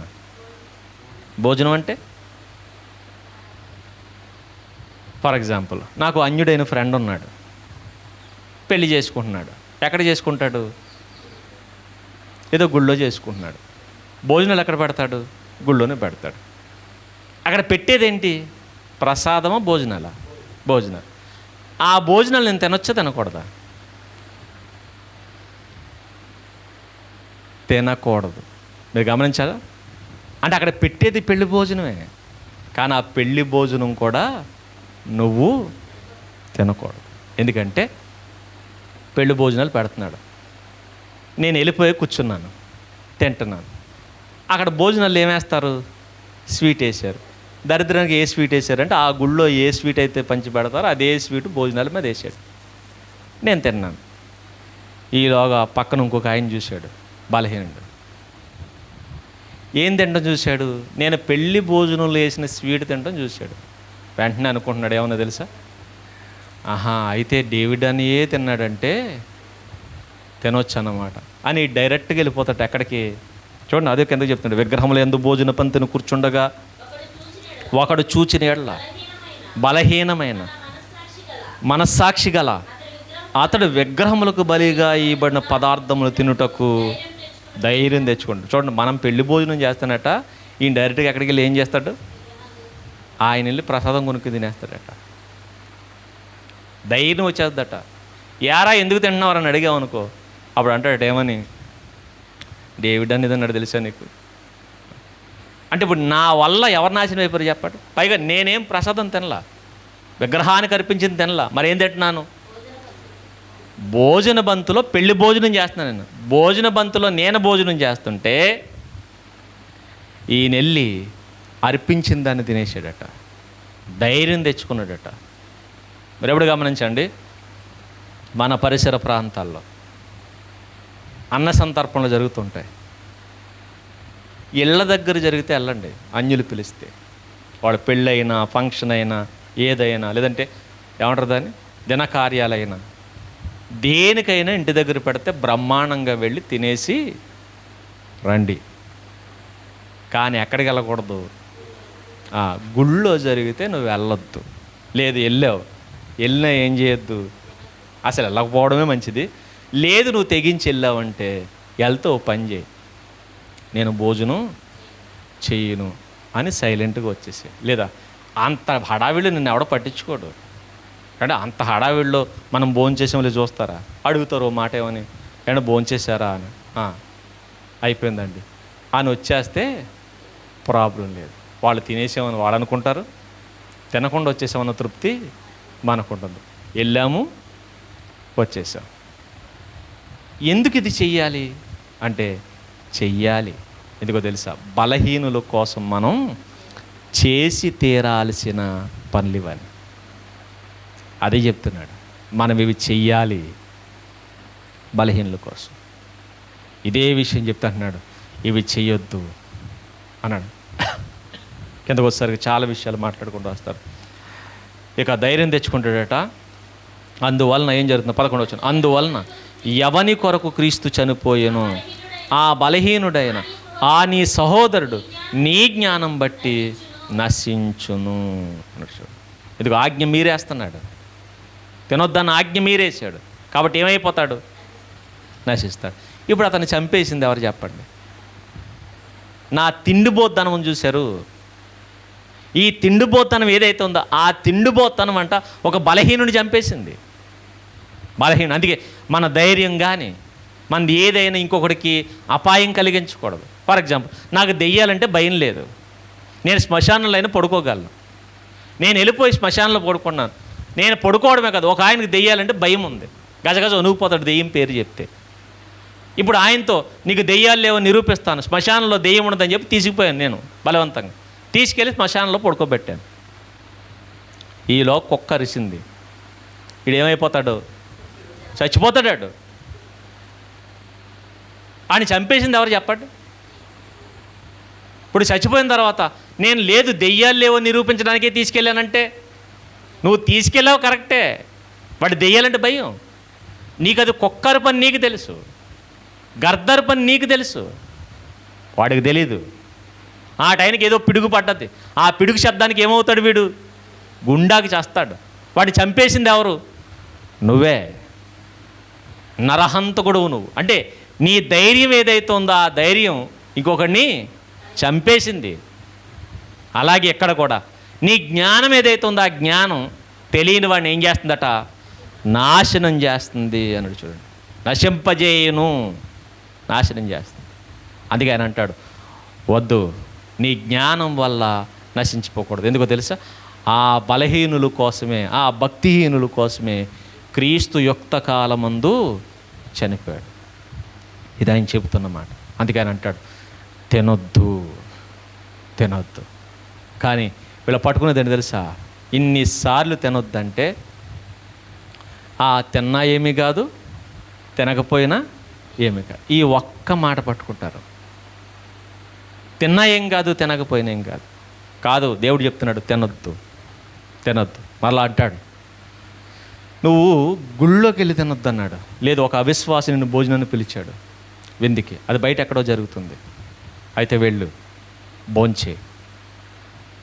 భోంచేసేటప్పుడు నీకు డౌట్ ఉంది. ఎందుకంటే పిలిచిన వాడు అన్యుడు, విగ్రహాలంటే భక్తి కలిగిన వాడు, ఖచ్చితంగా అక్కడ వేసిన ఆ మేక కానీ లేదంటే ఆ మటన్ ఏదైనా సరే అది ముందుగా దేవతకి వేసి అక్కడ అర్పించాడేమో అన్న డౌట్ నీకు ఉంది. అప్పుడు అంటాడు దేవుడు, అక్కడికి వెళ్ళి విచారణ చేయొద్దు.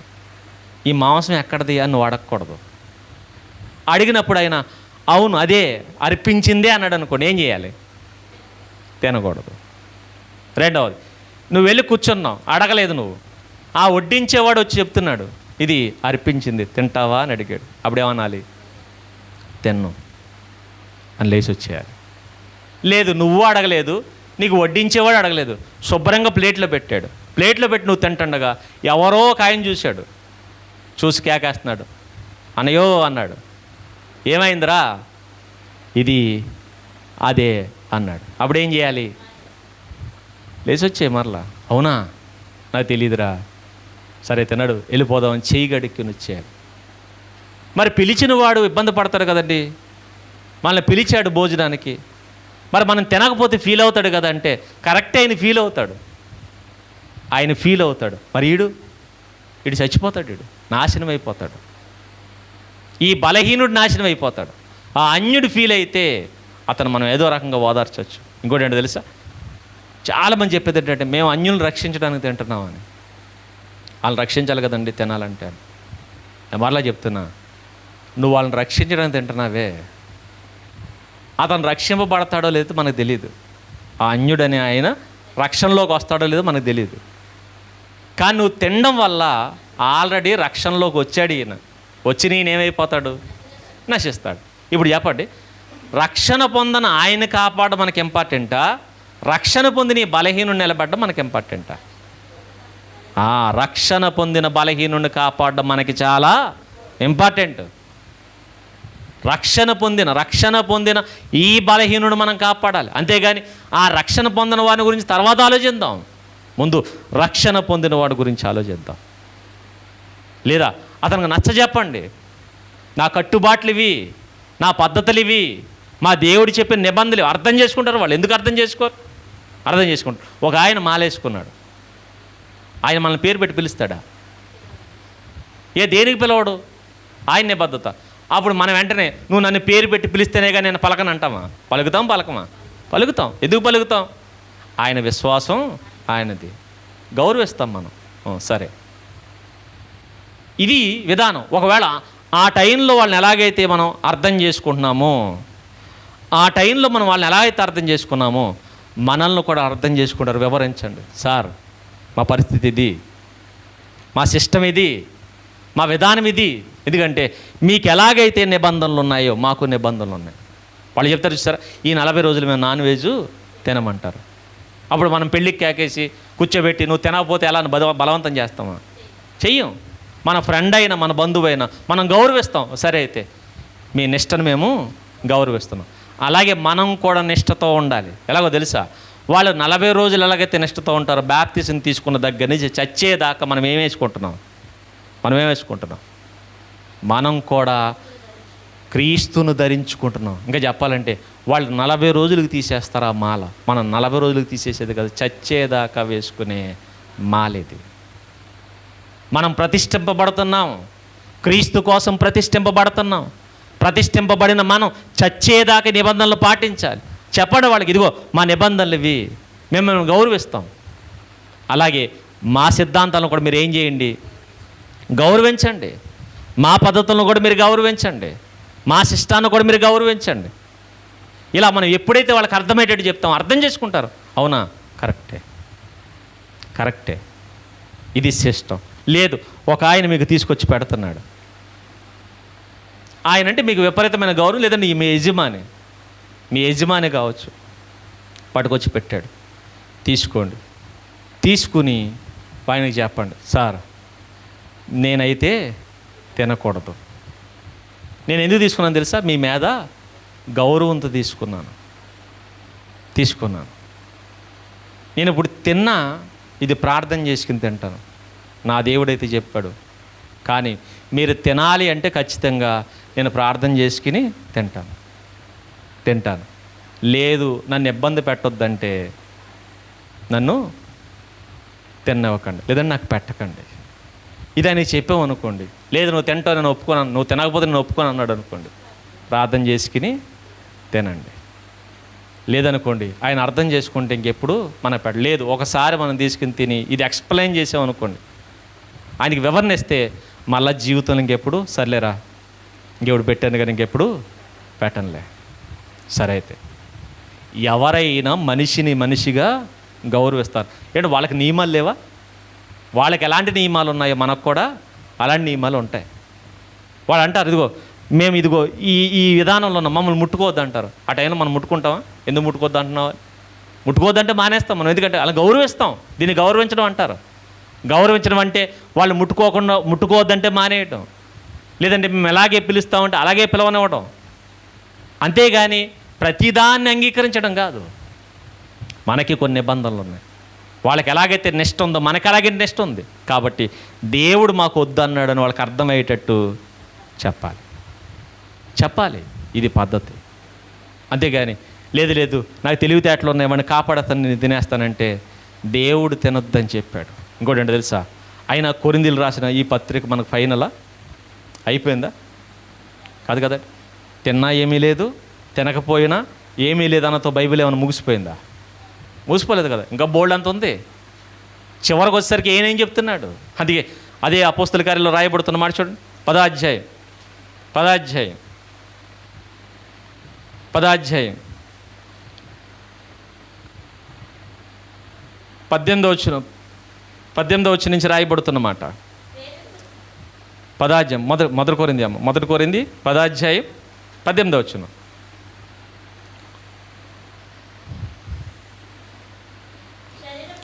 శరీర ప్రకారమైన ఇశ్రాయేలును చూడండి.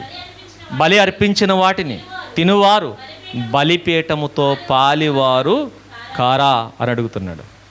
బలి అర్పించిన వారట బలిపీఠంతో ఏమైపోతున్నారు వీళ్ళు? పాలివారు కారా అని అడుగుతున్నాడు. అంటే క్రీస్తు శరీరం తింటున్న మనం క్రీస్తుతో ఏమవుతున్నాం? పాలివారం అవుతున్నాం. బలర్పించిన వాటిని తింటున్న వీళ్ళు దేంతో కలిసిపోతున్నారు?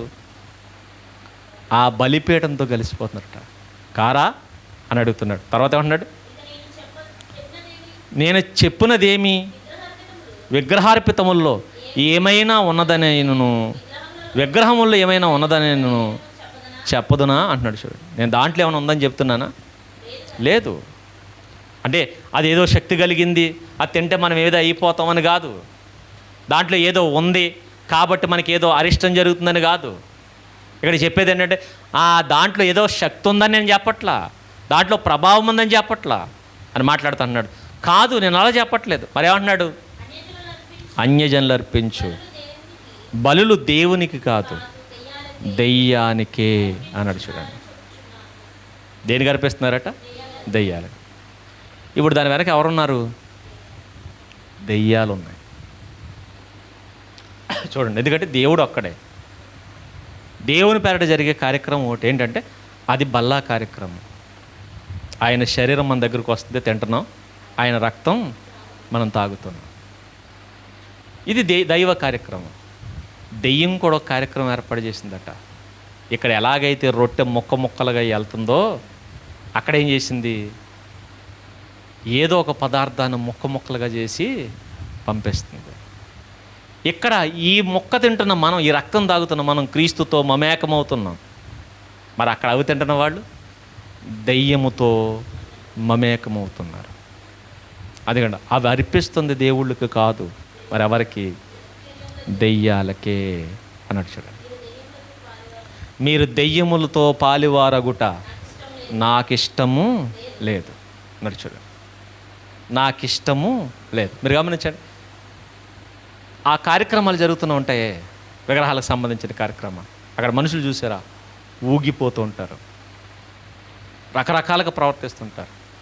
వాళ్ళ శరీరాలను కోసేసుకుంటూ ఉంటారు, కాల్చేసుకుంటూ ఉంటారు, ఏవేటితో పొడి చేసుకుంటూ ఉంటారు. అంత బలవంతంగా ఎవరు చేస్తున్నారు ఇవన్నీ? ఇలాంటి కార్యక్రమాలు అట్లా ప్రేరేపించి చేయించేదండి తెలుసా? దెయ్యం.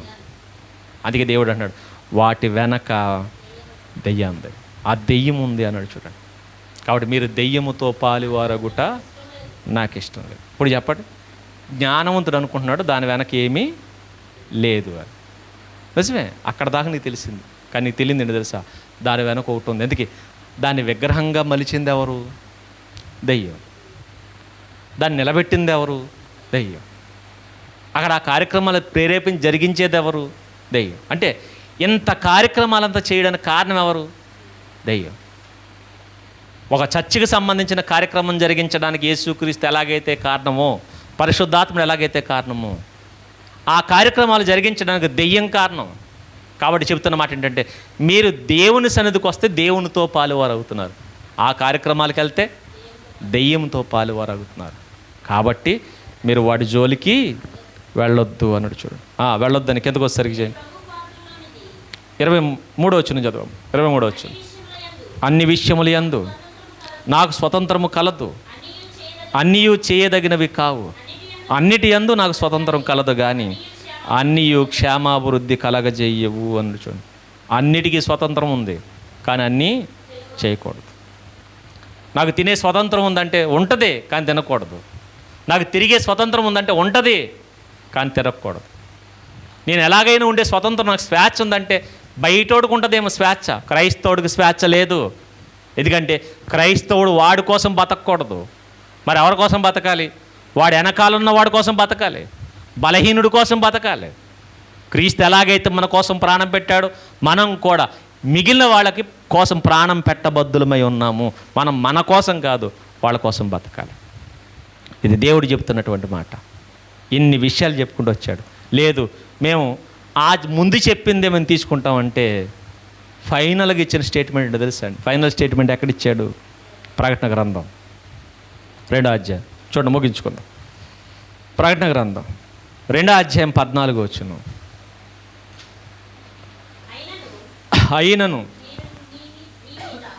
అయినను నీ మీద కొన్ని తప్పిదాలు మోపవలసి ఉన్నది.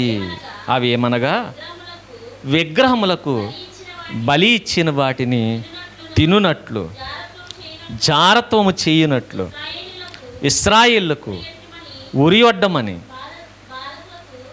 బాలాకునకు నేర్పిన బిలాము బోధ అన్నాడు. చూడండి, మీరు గమనించండి. ఈ కాలంలోనట ఎవరైతే తినొచ్చని చెబుతారో, తినొచ్చని చెప్పేవాడు బోధ, ఎవరి బోధ? బిలాము బోధ. ఇది ఎవరి బోధ అంటే బిలాము బోధ అట. బిలాము బోధ. మీరు గమనించండి, బిలాము బోధ. బిలాం మంచోడే చెడ్డోడా? కిందకు వచ్చేసరికి ఇంకొక ఆవిడతో పోల్చాడు. 18వ వచనం చదివాం మనం. 23వ వచనం, 20వ వచనం, 2వ అధ్యాయం 20వ వచనం. అయినను నీ మీద తప్పు ఒకటి నీ మీద మోపవలసి ఉన్నది అన్నాడు. చూడండి, ఏమనగా తాను ప్రవక్తనని చెప్పుకొనుచు యెజెబెల్ అను స్త్రీ అన్నాడు. చూడండి, ఈవిడెవరు? ఈవిడ మంచిదా? బిలాము, యెజెబెల్. మీరు గమనించండి, ఈ బోధలు చేసే 2 సంఘాలను హెచ్చరిస్తున్నాడు ఆయన. ఒకటి తుయితైరా, రెండవది పెర్గమం. ఈ 2 సంఘాలను హెచ్చరిస్తూ చెప్తున్న మాట ఏంటి తెలుసా? మీలో కొంతమంది ఉన్నారు. ఈ కొంతమంది ఏం చెప్తున్నారంటే విగ్రహాలకు అర్పించిన వాటిని తినొచ్చు అని చెప్తున్నారు. తినొచ్చని చెప్పేవాళ్ళు ఎవరంటే యెజెబెలు, తినొచ్చని చెప్పేవాడు బిలాము అన్నాడు. చూడండి, బిలాము బోధ. వీళ్ళిద్దరి గురించి బైబిల్ ఏం సాక్ష్యం ఇస్తుంది? యెజెబెలు చెడ్డది, బిలాము చెడ్డవాడు. చెడ్డవాళ్ళతో పోల్చాడు. తినొచ్చని చెప్పేవాడిని ఎవరితో పోల్చాడు? బిలాముతో పోల్చాడు. ఒక భయంకరమైన ప్రవక్తతో పోల్చాడు, భయంకరమైన స్త్రీతో పోల్చాడు. వాళ్ళతో పోల్చి చెప్తున్న మాట ఏంటి తెలుసా? ఇదిగో వీళ్ళ నేర్పిస్తారు ఎలా. అది మీరు గమనించండి. ఇలా చెయ్యొచ్చని చెప్పేవాడు మన కంటికి ఎలా కనబడాలి? బిలాము. ఇలా చెయ్యొచ్చని చెప్పేవాళ్ళు మనం ఎలా చూడాలి? యెజెబెల్ని చూసినట్టు చూడాలి, బిలామును చూసినట్టు చూడాలి. కానీ మనం అలా చూడట్లేదు. మరి ఎలా చూస్తున్నాం? దేవదూతల్లా చూస్తున్నారు. కానీ దేవుడు చెప్పిన మాట ఏంటి తెలుసా? బిలాము. ఈరోజు మీరు గమనించండి, ఒకనాడు బిలాము తప్పుడు త్రోవలో వెళ్ళిపోతుంటే అడ్డపడింది ఏంటి తెలుసా? గాడిద అడ్డపడిందండి. గాడిద.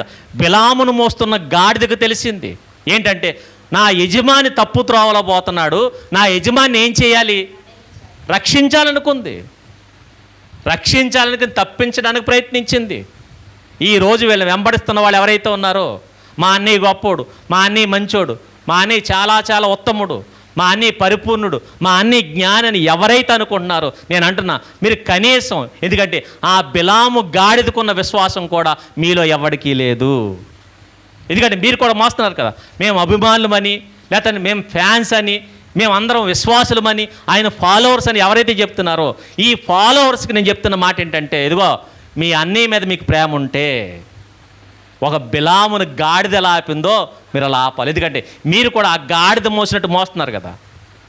మీరు కూడా ఈయన ఎలాగైతే మోస్తున్నారు, గాడిద మోసినట్టు ఎలాగైతే మోస్తున్నారో, ఆ గాడిదకున్న విశ్వాసం మీకుంటే మీ అన్నయ్యని మీరు ఆపాలి, మీ బోధకుని మీరు ఆపాలి, మీ పాస్టర్ గారిని మీరు ఆపాలి. ఇదిగో ఇవి చెప్పొద్దు, ఇది తప్పు అని చెప్పి ఆపాల్సిన బాధ్యత ప్రతి ఒక్కడి మీద ఉంది. మీరు నిజంగా ఫాలోవర్స్ అయితే, మీరు నిజంగా వాళ్ళ భుజాల మీద మోస్తే ఆపండి, వెళ్ళి అనియా ఇది తప్పు, ఇన్ని రోజులు నిన్ను మోసుకొచ్చాం, నువ్వు వెళ్తున్న దారి తప్పు, నువ్వు నడుస్తున్న మార్గం తప్పు. ఇదిగో ఎదురుగా దేవదూత కత్తి తీసుకుని నిలబడ్డది, చంపేస్తుంది మనం వెళుతున్న మార్గం, మరణానికి తీసుకెళ్లే మార్గం అని చెప్పి హెచ్చరించాల్సింది పోయి వాళ్ళు ఏం చేస్తున్నారు తెలుసా? సపోర్ట్ చేస్తున్నారు. దేవుడు చెప్తున్నాడు, బిలాము బోధితి ఇది బిలాము బోధ. ఇలాంటి బిలాములందరికీ చెప్పాల్సింది ఏంటంటే ఇది తప్పు, ఇది తప్పు. నేను చెప్తున్నా, అడ్డగించిన వాడు ఎవడైతే ఉన్నాడో వాడు మనల్ని ఫాలో అవుతున్నా వాడు విశ్వాసం లేనివాడు. నిజంగా కృతజ్ఞత ఉంటే వీళ్ళందరూ ఏం చేయాలి తెలుసా? గాడిదకి ఎంత కృతజ్ఞత ఉందో చూడండి. బిలాముకున్న గాడిదకున్న కృతజ్ఞత అని తెలుసా? నా యజమాని చచ్చిపోకూడదు. మరి ఈరోజు మా అన్నయ్య నరకానికి వెళ్ళిపోయినా పర్వాలేదు, మా అన్నయ్య నాశనం అయిపోయినా పర్వాలేదు, కాకపోతే ఆయన ఏం చెప్తుంది? జై అనాలంతే. అన్న సిద్ధాంతాలకు వచ్చేసారంటే మీకు కనీసం గాడిదకున్న విశ్వాసం కూడా లేదు. కాబట్టి చెబుతున్న మాట ఫైనల్ స్టేట్మెంట్ ప్రకటన గ్రంథంలో చెప్తున్నాడు, నీ మీద నేరం మోపుతున్నాడు. ఏంటి ఆ నేరం? విగ్రహాలకు అర్పించిన వాటిని తినమని బోధిస్తున్నారు అన్నాడు. చూడండి, అందుకే ఇలా బోధించే వాళ్ళు ఎవరున్నారో వాళ్ళందరిని మనం ఒకలా చూడాలి. ఎలా అంటే వీళ్ళందరూ బిలాములు, వీళ్ళందరూ యెజెబెల్. కాబట్టి మారావా సరి, మారకపోతే పనిష్మెంట్ గురించి కింద చెప్తాడు. మారితే ఏం చేస్తానన్నాడు, మారకపోతే ఏం చేస్తానన్నాడు. ఇది ఫైనల్ స్టేట్మెంట్, ప్రకటన గ్రంథంలో ఇచ్చింది ఫైనల్ స్టేట్మెంట్. మరి దీన్ని ఎందుకు తీసుకోవట్లేదు? ఎక్కడది? కొరింథీ పత్రికలో వాళ్ళు అడిగిన ప్రశ్నకు సమాధానం. పైగా అక్కడ కూడా నేను తినమని చెప్పాలా, వద్దనే చెప్పాడు. కానీ దాన్ని అర్థం చేసుకోకుండా మాట్లాడుతున్న మాట ఏంటంటే తినొచ్చు. కాబట్టి దేవుని పిల్లలుగా గుడ్డిగా ఎవరిని పడితే వాళ్ళని నమ్మకూడదు. వాళ్ళు చెబుతుంది బైబిల్కి ఆమోదయోగ్యంగా ఉందా లేదా? ప్రతి క్షణం మనందరం ఒకరినొకరు చూసుకుంటూ హెచ్చరించుకుంటూ ముందుకు వెళ్ళాలి. అటు ధన్యత దేవుడు మనందరికీ దయచేయునుగాక. ఆమేన్. ప్రార్థన చేసుకుందాం. దయగలిగిన మా కన్న తండ్రి, మీ ఉన్నతమైన నామానికి వందనాలు. మీ పిల్లలుగా తండ్రి మాకు అప్పగించినటువంటి బోధ, మాకు అప్పగించినటువంటి బాధ్యత పరిపూర్ణంగా నెరవేర్చుకుంటూ ముందుకు వెళ్ళగలిగే ధన్యత మాకును మా అందరికీ దయచేయమని కోరుకుంటూ, మీ చేతులకు తండ్రి ఈ సమయమును మమ్మల్ని అప్పగించుకుంటూ మీ దీవెనల చేత బలపరిచి స్థిరపరచమని కోరుకుంటూ తండ్రి మీ కృపలో మమ్మల్ని స్థిరపరిచి సత్యం వైపుకు తండ్రి మా అడుగులు నడిపించమని ప్రాధేయపడుతూ క్రీస్తు నామములో ప్రార్థించి అడిగి వేడుకొనుచున్నాము తండ్రి. ఆమేన్. ఆమేన్. మన తండ్రి అయిన దేవుని ప్రేమయు, కుమారుడైన యేసుక్రీస్తు వారి కృపయు, పరిశుద్ధాత్మ యొక్క సహవాసం ఎల్లవేళ మనందరికీ సదాకాలం తోడే నడిపించునుగాక. ఆమేన్. ఆమేన్. అందరూ కొందాలమ్మా. మంచిది.